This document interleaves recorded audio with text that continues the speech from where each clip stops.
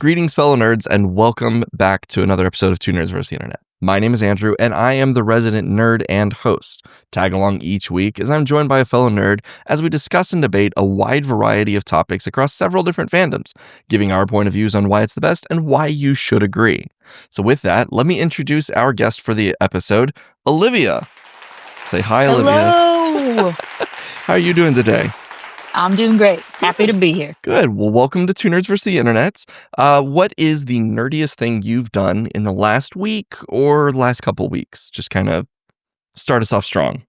Yeah, probably I've been downloading a lot of emulators to play some old games that I've had. Emulators that you Okay, own. but listen, I own. Okay, I used okay. to own them. Yeah, so that's kind of been what I'm up to. What games in particular you looking at? Specifically, I've been playing Mario versus Donkey Kong. Okay. The copy that I had as a kid, the battery was dead for the save. So I could never beat it. So I'm like, I have to beat it now.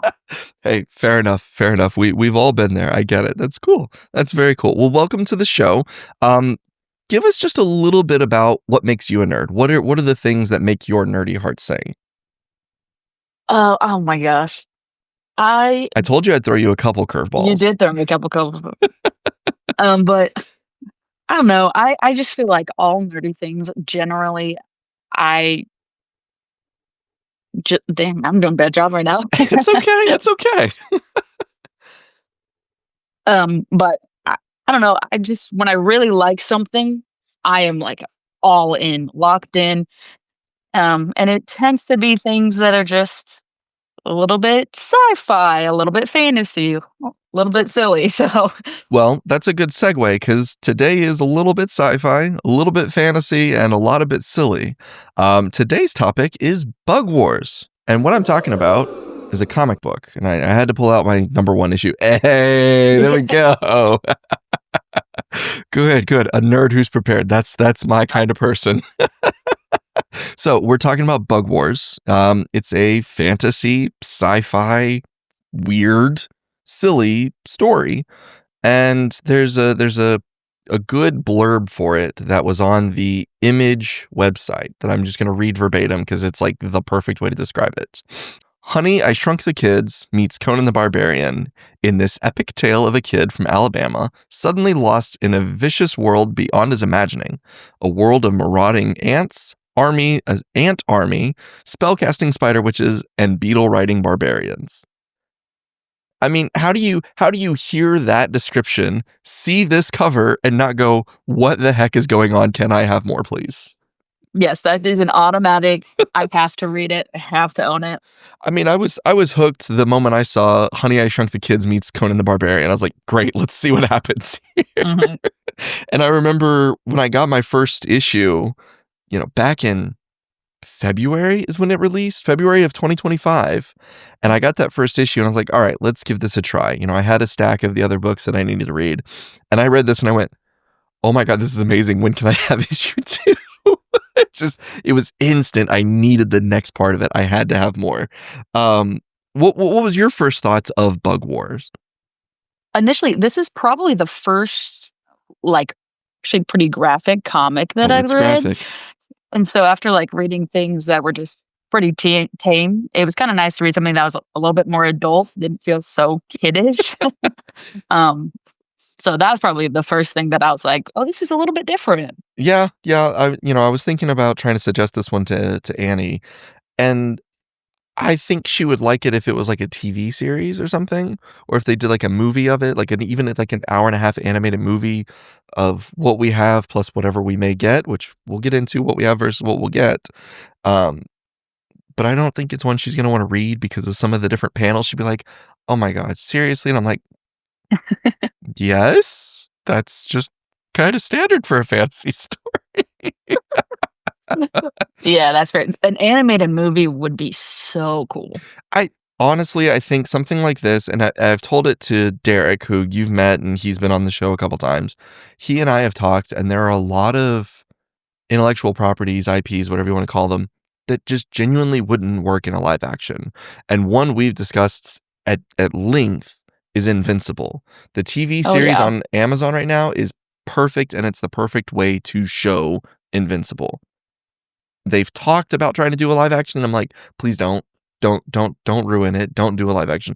The Boys works live action because of the way the content is for The Boys. It's a lot more real world and then people who have superpowers. Whereas Invincible or Bug Wars are these like way out there powers and worlds that you just don't need to try and do in any kind of a live action. As much as I would love Yeah. to see Game of Thrones bugs, I don't need Game of Thrones bugs. Yes, a CGI beetle barbarian does not sound like it's gonna look very good. And your main character is gonna look good. He would look awesome, and I kinda think I wanna see someone do a cosplay of Slade. I don't need any more than that. I don't need anything else. Yep, I agree. But we're kinda getting ahead of ourselves here. So let's talk a little bit about the story. You know, we had that great hook of, "Hey, come read this book." And for any listener who's like, "All right, fine, you sold me. Great, go read the book. Come back to the episode later. It'll be here. We're only like 6 minutes in. You've got time. It's okay. Go read the book. Come back." Okay, for those of you who haven't read it and don't care and just want to listen to what we have to say, or those of you who have read it and do have somewhat of a care of what we have to say, I think the funniest thing for me for the book to start with is that the main character's name is Slade Slaymaker, which is your classic alliteration of your Mhm. heroes and villains, and then his brother, Sydney. So you have Slade and Sydney Slaymaker, which the story goes to kind of get a little bit more for people who may not know. They moved to their father's childhood home in the middle of nowhere, Alabama, with their mother. Their father seems to have passed. We don't really know much more than that at the start. Um, what we do know is that Sydney hates bugs. Slade loves bugs, which is kind of a weird thing for these brothers to have such stark differences of opinions of bugs. I mean, I personally am not the biggest bug person. I leave them alone unless they're in my house, and I'm like, go away. Flies, definitely. Got to get rid of those. But, you know, a spider outside that's not doing anything to me, yeah, I'm okay to leave a spider alone. That's fine. So, the big catch and what makes this story kind of interesting in just the first issue is Slade loves his bugs and has this whole collection, and Sydney thinks he hears bugs crawling in the walls and thinks the bugs are coming after him because this is the house in which their father was murdered and covered in bugs. And it was Sydney who found him. So Sydney's getting a little bit of PTSD and is getting triggered and freaks out, runs into Slade's room, going crazy and just killing all the bugs he can. Slade's, of course, freaking out, like, oh my gosh, what do I do? Runs and ends up in the basement chasing down his favorite beetle, and then all of a sudden just shrinks down to the size of an ant. And that's how we start the first issue. And you're like, what is happening to this? So you immediately get that Honey, I Shrunk the Kids feel. And I was hooked after that. I was like, oh my gosh, this is it. This is one of the top series of the year for me. Gonna have to pick up all of it. Yep, I totally agree. And you know what? To be fair to Sydney, if I walked into my dad gruesomely murdered like that, I probably wouldn't like bugs that much either. Nope. I'd be like, nope, bugs are the worst thing ever. Get rid of them. I don't want to be near them. I don't want to. Nope. I agree with that. It's just unfortunate that Slade loves them because that's the one connection he has to his dad. And I think that's Exactly. part of the reason he's so drawn to bugs is Mhm, because of his dad, because of that's who his dad was, and he's just trying to hold on to any part of him because he was too young to ever know him, which is mhm, kind of the sad part of it. And then now he's thrown into this whole other fantasy world of being, you know, that big and being a part of a world of bugs, which is just insane to think that that could be happening. And it's just kind of that fun what if story that someone is going to cook up and think about of like, oh, what if the whole world out here of bugs in my backyard actually have divided the backyard into different like sects of land, hot sect, insect, different like parts of land and they are sitting here like, okay, this is our area, that's their area. We're not going to go over there because that's where the spiders are. Nobody goes over to the woods because we don't trust the creatures in the woods. And I'm just like, wow, that's crazy. It's just a Mhm. crazy concept. And unfortunately for you, Olivia, you were the first person to listen to me say that Bug Wars was good and actually read it. So that's how you got stuck Oh my being the one gosh. who, of all my friends, I'm like, guys, read Bug Wars. No one wanted to. Nobody No. wanted to. And then I find out you like bugs to some extent, and you're like, yeah, sure, I'll give it a try. And I'm like, yes, someone likes bugs. They'll like Bug Wars. No, I love bugs, and I honestly didn't even know what I was expecting kinda going in, but, oh my gosh, I was so surprised with very good things. So tell me and the listeners, what things do you typically read? Like you made the comment that you were kind of happy and unexpectedly caught to find this to be a more adult type story. What kinds of things do you typically gravitate towards when reading? So, I mean, I read obviously just some of the superhero stuff, but I also just really like, um, just kind of like softer graphic novels, I feel like maybe is a good way to say that. Like, I typically will just read I've only just now started buying, like, single issues, just Mhm. kind of reading stories as they go. Like, I often will just go to the library and look in the graphic novel section and just pick something that looks really cool, and most times it's not very intense. Well, So you gave me one to read. It's oh, called yes. what was it called? It's called Beneath the Trees. Beneath the Trees. Okay, so tell us a little bit about that then. So that one is kind of a mix of just kind of like the softer versions of one thing, but then it gets, like, pretty intense. It's like Dexter meets Redwall, like Okay. Woodland Creatures, Yeah. Yeah. and so it's actually really good. It's basically just about this small town little bear, and she has these urges to kill, but she loves her small town life, and so she goes into this city, and then stuff happens, it gets shaken up. I really liked it. I've got it on my list, and although you can see other books behind me, it's actually the one on my nightstand to start reading soon. So I'm gonna try and get through it soon. So maybe we can do another episode on that one here in a little bit. Yeah, yeah, that was a good one. So let's do a little bit more detail into Bug Wars. The author for this is a gentleman named Jason Aaron. And for anyone listening who's never heard of him, I'm sorry, you need to go find him. He's an awesome, awesome author. He's written a lot of good stuff. I'm trying to pull it up. He has series from Vertigo that got an Eisner nomination called Southern Bastards. He's done a lot of let me find it here because I remember when I looked him up initially, he had a lot of books. I was like, "Oh my gosh, I didn't know he'd written that." Yeah, he's done different Thor books. He's been on different Star Wars books. He's actually writing Absolute Superman right now. That was the big one that I couldn't remember, which is the new telling of Superman's origin story in a parallel universe. He wrote something called Original Sin back in 2014, which I remember reading, and that was like an awesome crazy story that happened with the Watcher. If you know who the Watcher is inside the Marvel Mhm, universe, that was like a Watcher story. I think the big Thor story that he is known for is actually bringing us um, Gore, the God Butcher, the one that Love and Thunder was the villain. mhm. He's responsible for bringing us that character. Oh, wow. Yeah. So I knew his name was big, and I'm glad I was able to find it quickly here. But this is actually something in what I've seen in, like, interviews with him, he's wanted to do for a while because he grew up in a house in Alabama in a setting very, very similar to what we see in this book. So this one kind of is close to home for him, so to speak. Um, and, you know, I think something I've learned the more I've gotten into, like, studying comic books, I'm not really studying them, but doing this and, like, doing a little bit more research, half of your comic book comes from your story, half of it comes from your artist. And if you've got a good artist who can help you tell this story, then your story kind of starts to write itself. You give a couple ideas and your artist comes back and says, "Okay, yeah, I've got this concept," and draws it up, and you might not have thought of it like that, but holy crap, yeah, this is awesome. This is how we're going to do it. And it just takes you down a whole nother road.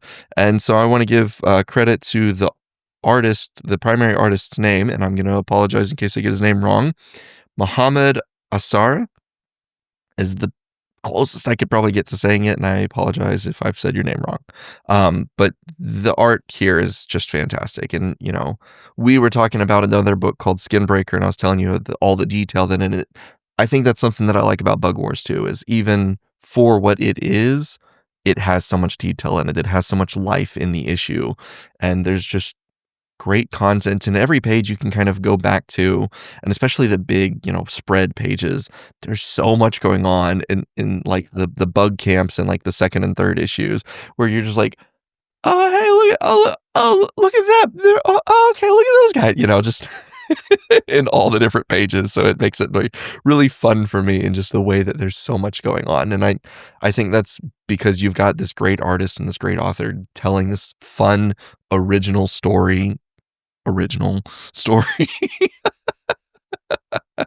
But yeah, I like that part of it, and I'm happy with the way that the book has done too, considering it only just came out this year. So, obviously I know that I started reading it this year. I know I gave it to you to start reading this year. Um, you said even here that you started reading the first issue and you're like, great, I got to get more. Did that carry through the next, 6 issues? Because that's all we have right now. Did that carry through for you? Yeah, I was definitely just always waiting for the next one, which I kinda had them all at the same time, so I kind of finished 'em in close to 1 or 2 sittings, but, I mean, I'm so excited, especially the way it ended. I'm so excited to see where he takes the story. Yep, absolutely. And kinda going off of that, I think your anticipation and excitement for the next issues and whatever, same as mine, is echoed in the way that this book was printed and how just well received it was. I don't know if you know this, but with indie books like this and with even DC and Marvel books, when they're trying to do something new, they'll usually have the first arc of the story all published and written at about the same time. They might not go back to writing it until they see how well issue 1 and 2 sell. So Okay. if they have the first, let's call it 6 issues, which is your traditional trade paperback length, is about 6 issues. If they publish the first 6 issues and the first issue doesn't really pick up, and the second issue doesn't really pick up, and the third one definitely doesn't really pick up, okay, they're done. They've told their 6-issue story. They cancel the story, they move on with life, and they have a nice day. Mm. In the case of Bug Wars, I've got an article here from April 30th of this year saying that Bug Wars #1 launched its third printing and would be available in comic book shops by May 28th. Its third printing of the first issue. Bug Wars #2 was in its second printing. Bug Wars #3 was on its second printing. And Bug Wars #4 would be coming soon. So we hadn't even gotten the fourth issue, and they're already sitting there going, oh crap, we need a third printing of the first issue. We need a second printing of the second issue. We're going to figure out what to do about the third issue. And we haven't even gotten the fourth one out yet. Yep. I mean, when I went to go to the comic book store to buy the 2nd and 3rd issues, he was like, "Yeah, I can't keep them on the shelf, so, like, we don't have them right now." Right. Yep. And yours is just like, your pretty standard, pretty well stocked comic shop. He keeps a pretty good stock of things, I do feel like that, yeah. but it's just crazy that Bug Wars. Mhm, that's what does it.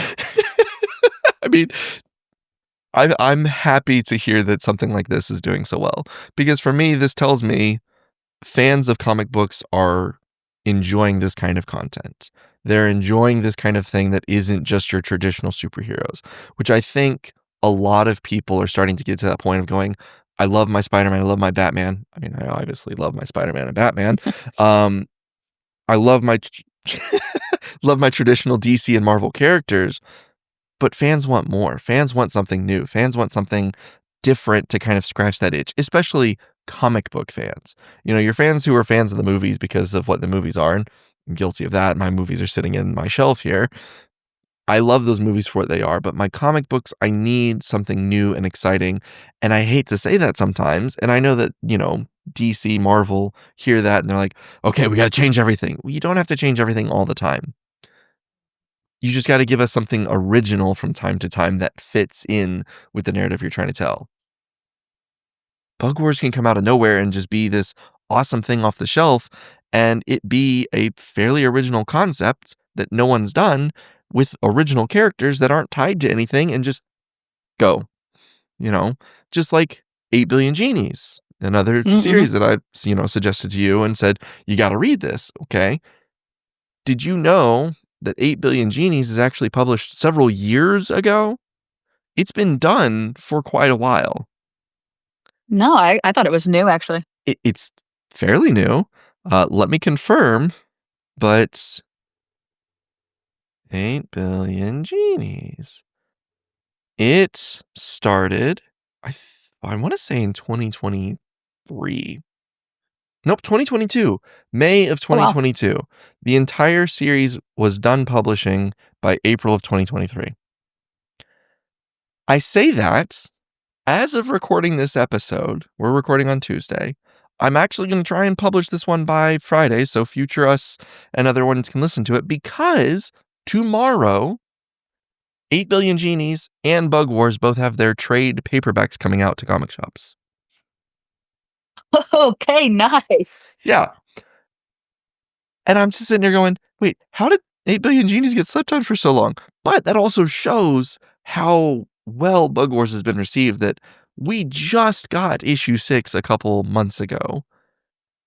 Yeah, it's been a couple months, and they're already like, "Great, let's trade paperback it and let's get it going," because Yeah, they and know I bet people they'll want it. have a hard time keeping it on the shelf. Absolutely, they will. It's just crazy. It's a really good story, and I wanna get into more of the spoilery side of it, but I wanted to, give people a chance to kinda get a little bit more information of what's going on. Um, I think the only other thing I can say on Bug Wars is, like you said, I liked how it ended, but it left me wanting so much more. It left me wanting to know what happens next to these characters because of what happens in these 6 issues. Mhm.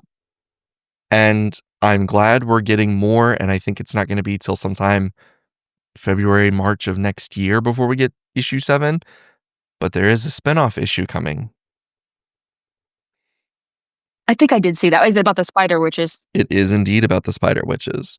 So we're gonna get a little spinoff series with just a single issue of the Spider Witches and kind of see a little bit of their history and everything, and I'm like, "Okay, that's gonna be cool." That'll hold me over just enough to give me more of that itch to be like, "Let me go back and, you know, get back into the world of Buck Wars." So I'm excited for that. I'm very Yeah, excited for he that. he talked about in the I don't know if it was on, like, the website or in some of the letters at the end, but about the ash can Mhm. version that he gave away at Comic-Con before, and it's more of like a prologue, and I was like, "Oh my gosh, I wanna read that so bad," but he said he's not releasing it anywhere. You might be able to find a copy of it on eBay, but good luck, it's gonna be expensive. Yep, I bet. So with that, I'm gonna throw up a big spoiler warning from here out. Again, if you want to listen in and you just don't really think you care about Bug Wars and maybe this will help convince you, you're welcome to join. But we're gonna talk about the details now. I want to get into the nitty gritty, the creepy crawlies, and all the little things that made Bug Wars so exciting. And that's not a take or a knock on the fact that they are bugs and they're small. There's all sorts of details into this. So you've been warned. If you did want to read Bug Wars, this is go do it. Please go do it. Oh my god, that ending. I have to start there because oh my god, that was so disgusting. The fact that his Yeah, brother is getting attacked by all the bugs of the yard all at the same time. Oh, that was something. Oh my god. yeah, the just the cover of the final issue with the lawnmower, I was like, "This is gonna be bad." Right. Like how could that not be bad? Just a lawnmower going through the grass and a blood trail behind it. You're just like Yeah, something's not right here. yeah, and then some of the descriptions of, like, the way that the bugs get onto and into Sydney, Like I weren't was they saying like, they were eating his eye from the inside? yeah, and there was one that Ugh. went up all his Mhm. holes. I don't know if there's a good way to say that. There's not. We're gonna leave it at that. That's Mhm. yeah.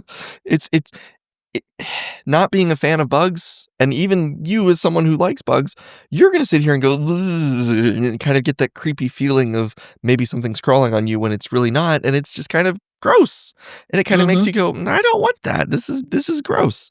Um, but I like how they built kind of towards it, like we talked about a little bit earlier, Slade and Sydney having their issue there at the beginning, and Slade running off and going into his dad's basement and accidentally touching the amulet to shrink down, which those of you listening, yeah, there's a little amulet that helps him to control his power to shrink, which is kind of cool that he has the ability to control. And I put the air quotes up and everything because he can't do crap with that yet. He has no control over that amulet.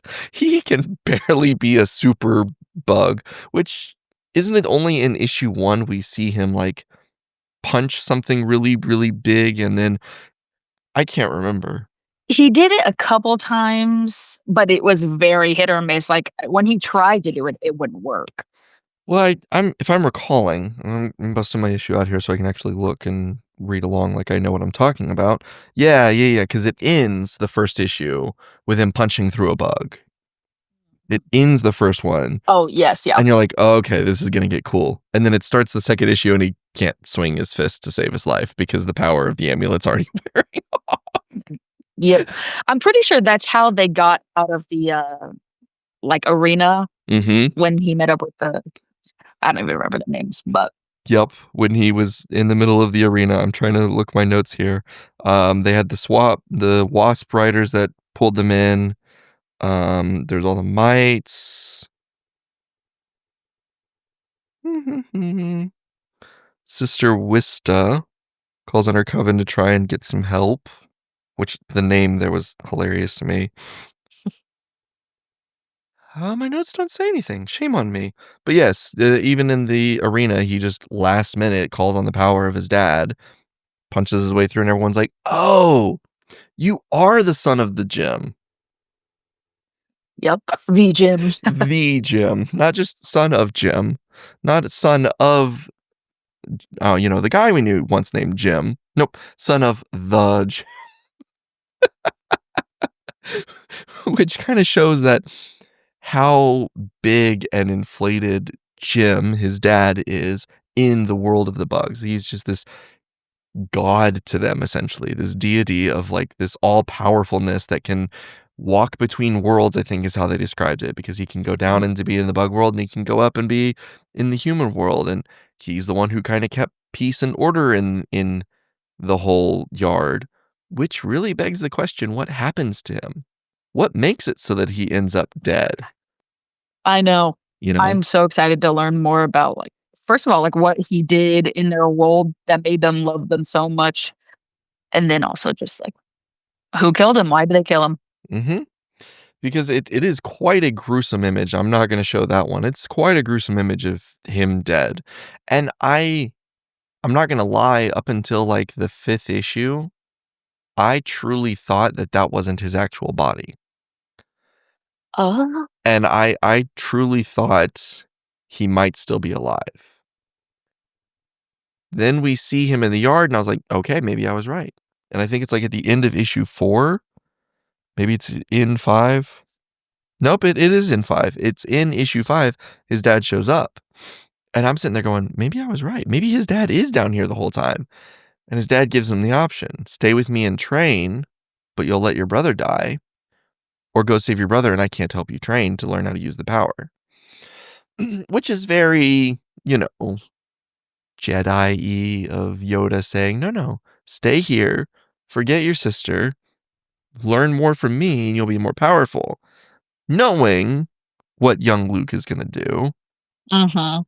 And it was all a test just to prove that Slade was worth the amulet power to the Sisters of the Coven or whatever, to be like, "No, he is the one who's gonna be able to do this because he cares more about protecting his family and stopping the craziness of the bugs than he cares about trying to become this all-powerful being," which I thought was really cool. And confirmed. Yeah, okay, his dad's dead, and this is just like a memory of his dad. I was like, ah, dang, I was wrong this time. Yeah, I could see that though. But yeah, that was honestly one of my favorite panels when the dad is like, "Told you so." It does beg the question: what kind of training is Slade going to get going forward? You know, what kind of friends has he made along the way so far? We've got the one, and we're going to see where she goes and how she moves along. And she seemed kind of like she was going to backstab him, and it kind of felt that way even towards the end there. But then she kind of came around and was like, yeah, this isn't right. I can't do this. I've got to help Mhm, him, which I was like, okay, cool. Which is why I think we're getting the spinoff on her. So I expect her to be a part of his traveling party whenever he comes back into the world of the bugs. Obviously, his beetle is going to be a part of that, which is it's really cool that like his pet beetle is just so powerful in this world because of the power scaling of shrinking down and all that. Which I was like, all right, this is awesome. mhm. Um, but it was just such a fun story to see him in all these different situations, to see all these different bugs. You know, like you mentioned in the arena, all the mites are sitting there pitting everyone against them. They're pitting everyone against them and they're trying to make it, you know, this big contest of here's here's proof that these people need to die because we've decided they need to die and we don't care what this guy says. I don't care if he seems to think he's powerful. He's not powerful. He can't do anything. He's not going to stop us. And then just out of nowhere is able to do just this most insane thing. Kill everybody around him. Yeah, just no problem. Easy. Easy. And did you catch? I'm pretty certain the opening images from the first few pages was that was its own little sub war. Yep, that was its own little sub war when Sydney's first vacuuming. But did you catch all of the narration that was happening? So if you're looking at all the other words that are going on, and it's like the stuff in the square boxes, not the traditional speech bubbles. Who's speaking? Oh, I don't think I did catch that. It's all Slade. Because at the end of issue 6, he's writing his own first part of his own journal. Oh, So he's yeah. telling the story and narrating that story from the future, talking about his experiences, talking about everything that led to this moment of him being, you know, the son of the gym and being the one who can walk the two worlds. That's him narrating it from the beginning, which is just a really cool feature that you're probably going to forget after the first issue or two because the narration kind of stops because it's all just the story unfolding. But he narrates this part because he wasn't present for that part. So he has to give that background, give that setting, you know, sets the pace and the tone of what story he's about to tell. And I always liked that. I thought that was kind of fun and just the way to start the story off that way. Yeah, that is good. I did not notice that. It's the little things, like I said. Do you have any complaints with this series? You know, I thought it was pretty good overall. There's a couple things that were very tropey to me, but that's you're gonna get that in any story. What about you? What are your thoughts? I honestly don't know if there's anything that was, like, really bothered me. The one thing is that I don't know if you noticed, like, in the journal entries in the back, it would kinda go over all the different bugs that are Mhm. in the backyard, and the first time I was reading over it, I was like, these are, like, bugs from, like, Asia and Africa, South America. I was like, Why did he not keep that consistent with the region of Alabama?" But, I I have a know they thought. mentioned it later that, like, he collected them and brought them there, and I'm really interested to see, like, how that plays into the story later. Um, but that was, like, my only issue, and they resolved it. No, and that's what I was gonna say is that was one of my those little details that I liked is that because Jim Slaymaker. He's got these bugs from all over the place. He's got all these bugs that he's bringing together. And I think that that's part of what causes the chaos in his yard is they're not native. So they're fighting with each other, even if they're beetles, which is just kind of that reflection of humans that it doesn't matter where you're from. If they're not of your tribe, you are not going to like them.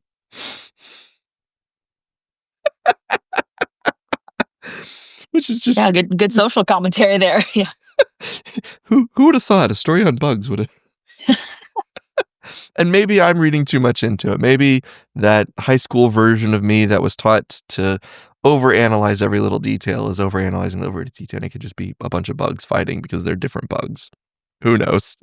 Or you could be onto something I could crazy. be. And if Jason Aaron, if you're happening to listen to this at any point in your life, hit me up and let me know. I'd love to know how right I was or how wrong I was. Either way, just hit me He's up. like, It's "No, fine. dude, they are just bugs." They're just bugs. That's fine. Cool. I was wrong. Hey, thanks for talking with me.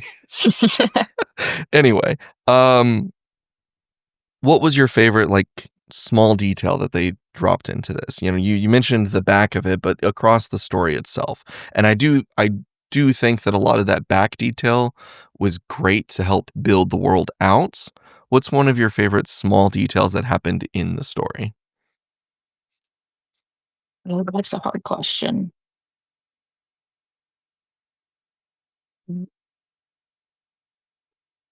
Because I had thought of this. I thought you would ask me that. My favorite thing was the journals and, like, how much they give you to the story, like, you can really understand the world better. Hmm. Um, how those play into the story, I don't know if I will say I loved the ads and that they were just, like, bug recreations. Yep. I Yep. thought that was so fun. For me, it was, and I'll, use this to give you a chance to think a little bit more too. Maybe this, what I'm going to say, will spark it. For me, it was anytime there was a collective army of whichever species, the mites, the ants, whatever, and they took down the leader and everyone just scattered because they didn't know what to do. It's very typical of the way that bugs tend to respond to these kinds of things is you put enough chaos into their ranks, they don't know what to do. Like if you mess up the pheromone path for the ants, they're lost. They don't know which way to go. They can't keep up with anything. And I thought that was fun because you take down their leader of these bug wars, these bug warriors, they're stuck. They can't figure it out. They're just like, oh God, what do we do? They're all running in 1,000 different directions and it weakens them quite a lot. Whereas if you looked at like a human civilization in a war, chances are that's going to happen too. But you might have a few humans who are like, nope, I still need to stand my ground and I still need to have this fight and I need to like keep pushing and maybe be able to rally a couple different people and like rally the troops, so to speak. It didn't really seem that way because these are bugs, which I was like, okay with because that made sense to me. So, Yeah, that is a really good, just, like, little thing. I think it was in the 6th issue when the ant leader, they, like, broke off her antenna, and they were like, "Good luck now, like, you can't even see," basically, they right, paralyzed her, right. and I thought that was so, I mean, cool might be the wrong word. It's a little morbid, but it's those fun It's just details. thoughtful. Right. Yeah. And then that's the kind of stuff that I always look for and I always like in stories like this because they're just so out there. They're so out of left field. Um, but I just can't get over the detail, the fact of the way that the story progressed of him being just a kid who loved bugs to now being down to the size of bugs, having this amulet that doesn't really work, trying to figure out how to make it work, trying to figure out, who he is in this world, and then being able to like stop this entire war and save his brother all at the same time. That was just in 6 issues. 6 issues. And there was so much ground laid between talking about the things in the forest that we don't talk about, talking about the stuff near the roadkill that we don't go near. There's so many other factions of bugs that we haven't even gotten into. We've barely scratched the surface of what the ants, the mites, and the spiders are all capable of. the spiders especially, because their whole coven, it just goes on forever. There's like no end to it, and they have Yeah. magic. Mhm. Also, the roach knights, I'm really excited to hear about, like, how they protect the house and just their role is. How long do you think in book it'll be before Slade gets back to the bug world? I could see it being fast. I mean, like, a few days, but I wouldn't be too surprised if he was a little bit older, like 14, 15 now, because he's is he, like, 12? He Or is he pr I thought he was I feel more like he was like pretty 13 or young. 14 to start. He is young, but I'm thinking honestly, and this could just be me, I feel like it's gonna be months before because, he went missing for days and his brothers had whatever injuries and there at the end of it, it seems like his brother is recovering, but I don't know that we have an exact age of the two of them. They seem like 17 and 13 or 14. That seems right, Yeah. Yeah, I would agree with that. especially with his acne. Oh. I don't know if you noticed, by the end of the 6th issue, I feel like it was clearing up, like, you could tell. Mhm. I thought that was kind of a good Yep. detail. I liked that too. I thought that was nice. But it's gonna be interesting. It's gonna be interesting to see where the series goes, and I'm curious how much of what he's done instilled a set of fear into all the other bugs to make them go, maybe we don't need to mess with the house. Maybe we do need to stay in line because the Slade Maker is going to come back and he's going to destroy us and it's not going to be good for anyone. And I really hope this series, I hope it tells its story the way that it needs to, but I also hope that it doesn't stretch on for too long. I could see something like this being 18 issues in total, maybe 24-ish issues, something in that range. Okay. Because then that would mean that it would have lasted for probably over 2 years. Um, Gets turned into 4 trades, or you could easily do something like the Oblivion song I've got there. That's like 36 or so issues, almost 40 issues, and it's a pretty decent sized book. I can see this going for 30-ish issues as long as they keep it to, telling the story that they want to tell. But I don't see this one going forever. I'm sure there's already an end kind of written out in Jason Aaron's head of how he wants it to go. Um, Yeah, I think I agree with that. but I'm excited to get back into it because I don't think they expected this one to actually blow up and be anything big, which is just awesome to be hipster in the world of comics. Be like, oh, I was reading Bug Wars before it was cool. Yeah. Well, Olivia, tell me, what's something you recommend to people who are kind of interested in Bug Wars, but maybe not because they don't like bugs? I think a really good comparison people are making is Conan the Barbarian.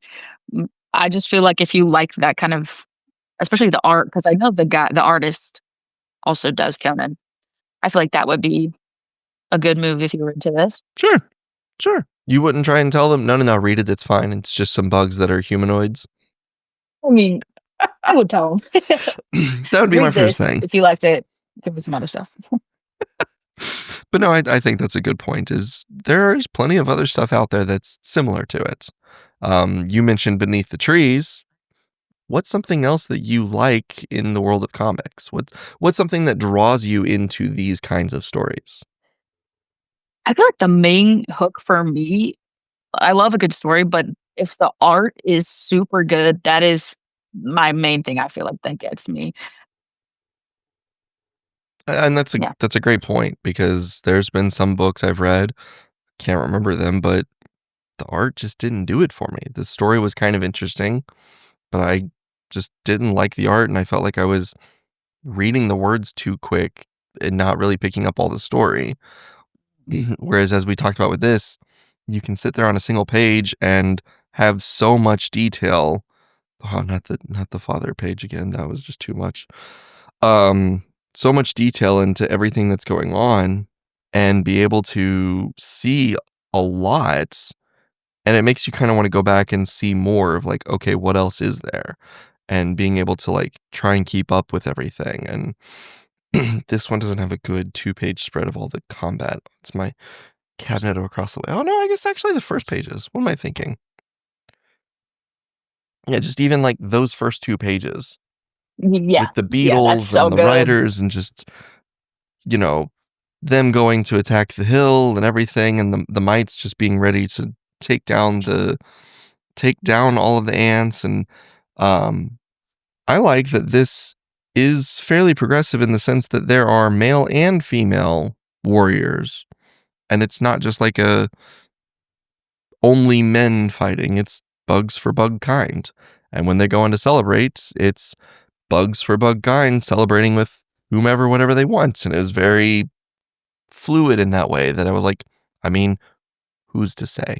Realistically, who's to say? If bugs were humanoid type people, who's to say?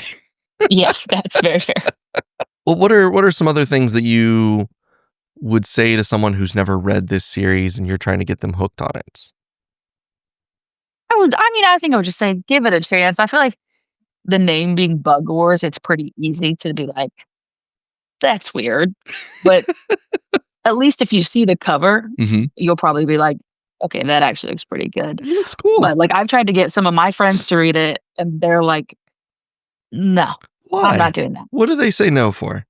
because 'cause they're losers." Well, that's I'm fair. just kidding. They said no, so they gotta be losers. I actually don't know what their reason is. I think they need to just give it another try. You need to send them this episode and a copy of Bug Wars #1 if you can get a hold of it, Yeah. and just tell them, "Nope, you gotta try it. It's better than you think it is." And I know we've said it a half a dozen times already, but I'm just so excited for what's to come. And the way that this story is told, it was very fast paced, but it covered a lot of information. And it does it in such a good way that it keeps the pacing going. It keeps making you want to come back for more. It keeps making you like what's going on and keeping up with everything. And I never really felt like there was a lull in any parts of the story, you No, know? I agree. In even when he's traversing the yard, which becomes this just mountainous task because he's now itty bitty and it takes multiple days for him because of his size. It didn't ever feel boring like it was just them on a camping trip or anything like that. There was something going on. There was other characters to kind of plug into, occasionally cutting back to the mom and the brother trying to figure out where the heck did Slade go? We don't know. And Sydney's of course sitting there thinking the bugs did something with them, but how's Sydney gonna know this? And we see Sydney getting a little bit more and a little bit more kind of crazed as he's turning on the lawnmower on the bugs. And we get to see all of that. And they're like, all right, that's it. It's time to take him down. So it's just very well paced in the way that it's constantly like telling the story, and I enjoyed it so freaking much. I just enjoyed it so much. I couldn't stop, man. Yep. I totally get it. Well, I think we've had a pretty good conversation so far.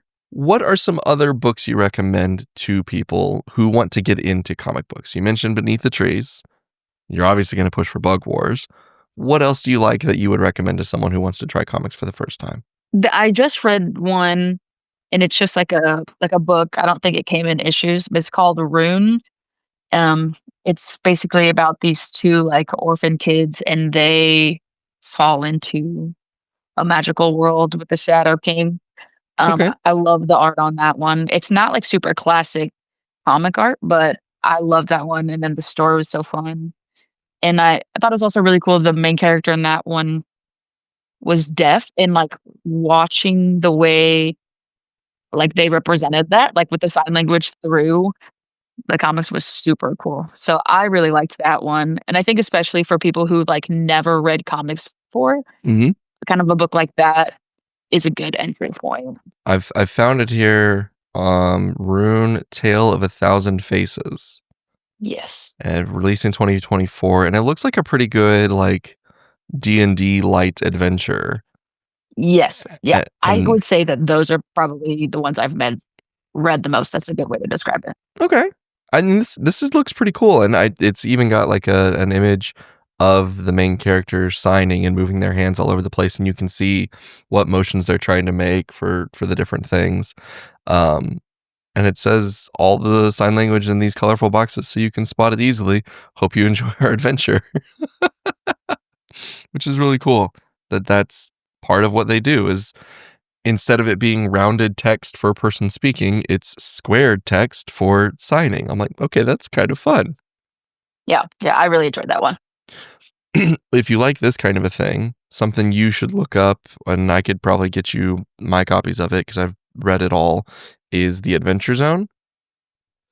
That's literally on my nightstand right now. Okay, good. Do you have all Yeah. of it? Uh, yeah, how I don't know how many issues there are. Have you listened to the podcast? Yeah. 6? Okay, I think it is all of them because it's just the one book, couldn't all of it. Yeah, and there is a 7th one that's going to be coming out, is for that last chunk of the podcast that they haven't done yet. And I wanted it to come out this year because all the others have been like one every year. But no, didn't do that. No. Not this year. Because the last chunk of the Adventure Zone is like 1.5 chunks compared to the rest of it. So they're like Okay. taking a little bit of extra time to put that little extra detail for all the extra like big final fight that comes into it to put it into that last chapter of the book. And I was like, okay, fine, take your time and make good quality. Be Hate that when they way. do that. I know. It's like, what are you guys thinking here? Come on. Well, very cool. Well, Olivia, thank you very much for talking with me about Bug Wars. Um, we'll have to do this again after we get the next 6 issues and get through the next arc of the story, just to kind of give a little update on everything. Any final thoughts you want to leave our people with?